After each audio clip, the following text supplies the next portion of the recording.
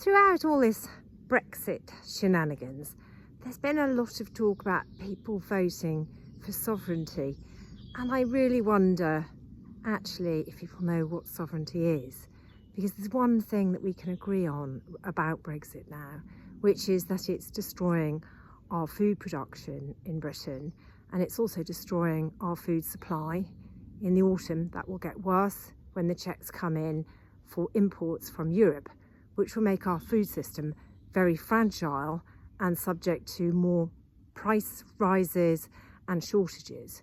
So when I think of sovereignty, I think about having the ability to eat and have enough food for your country.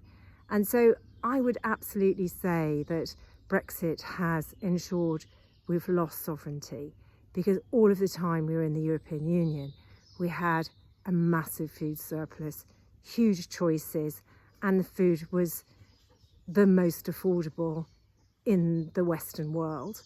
Britain had the cheapest food in the Western world, and now we're subject to huge food price rises and shortages, and they're only set to get worse. And I also wonder, when are the opposition going to start grappling with this issue? Because there's no carrying on for years living with this awful situation where we can't afford to eat. It's about time for the opposition to offer us, the people, the opportunity to vote against Brexit. Britain does not feed itself. Britain is the most reliant on food imports of any country in the European Union.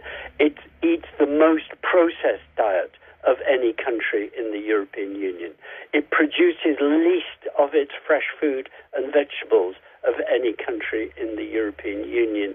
On all fronts, Britain is a great sucking sound and assumes others will feed it. In my book, Feeding Britain, which came out 6 weeks ago with astonishing timing, I say, look, what we get in situations, I mean, it was written before coronavirus, but I obviously edited at the end knowing this was coming, but I decided not to change anything because basically the analysis I've given is exactly for situations like this.